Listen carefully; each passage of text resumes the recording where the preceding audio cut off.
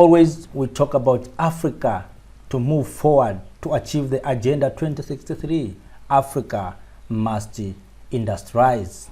And these are 10 key points that African leaders committed to at the just concluded summit on industrialization and economic diversification. Key number 1, to accelerate a commodity-based industrialization as an engine of growth, productive jobs, and economic diversification through a regional value chains on the continental's natural resources endowments, with priorities on health and pharmaceutical, automotive, minerals, beneficiation, food and nutrition, and appeals of cotton industries in order to reduce the continental's external dependence.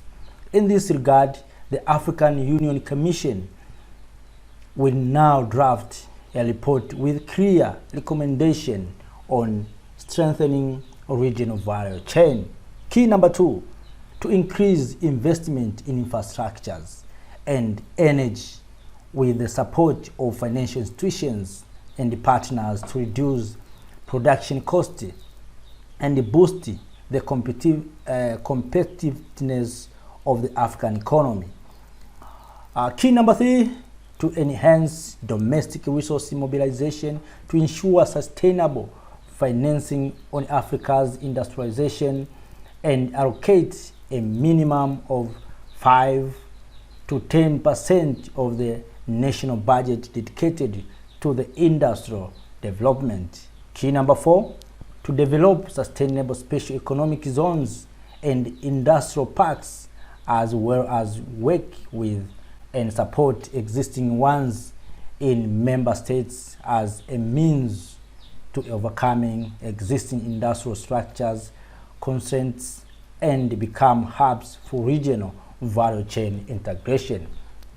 Key number 5, to ensure inclusive and sustainable industrialization. The head of states and governments and other stakeholders will have regular dialogue with the private sector in order to scale up high-level engagement on industrialization.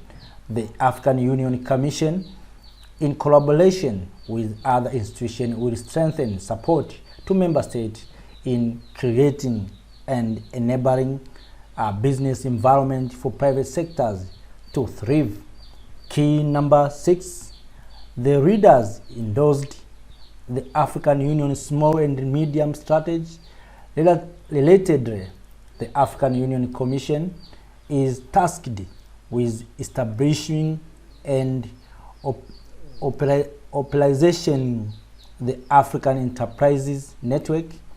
The African Union Commission will also work with the African Regional Standard Organization and the Pan-African Quality Infrastructure to expedite the finalization of the Made in Africa standard and guideline.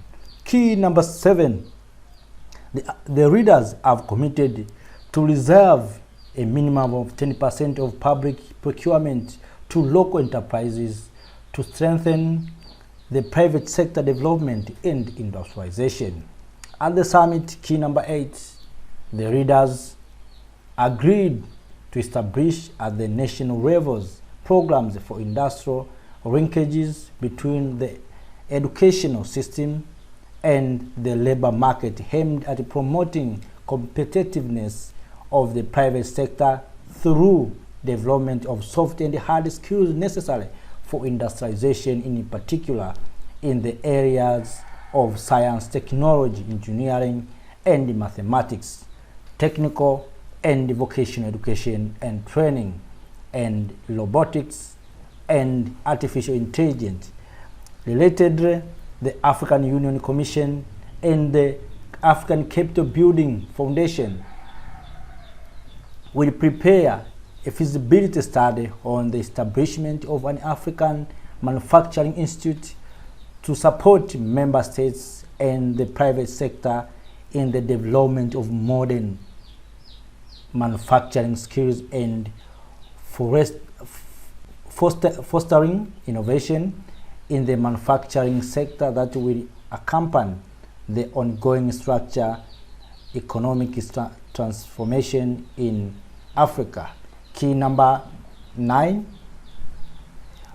His Excellency Mohamed Bazoum, President of the Republic of Niger, was appointed the African Union champion on inclusive and sustainable industrialization in the productive transformation to provide political leadership and awareness and ensure a follow-up on the progress regarding the industrial development on the continent in order to achieve Africa's transformation under Agenda 2063. The African Union Commission will set up an inter-institutional coordination mechanism to provide technical assistance to the African Union champions. Key number 10. With prevailing exceptional circumstances, that is just the extension of the TRIPS agreement to cover therapeutics and diagnostics for a comprehensive response for COVID-19 and to diversify production. The head of states called on all WTO members to support the extension of the TRIPS waiver to cover the production and supply of COVID-19 diagnostic and therapeutics on no later than 17th December 2022. Africa accounts for less than 5% of global production of all medical products, exposing the continent of vulnerabilities and fragility during pandemics. This is the truth.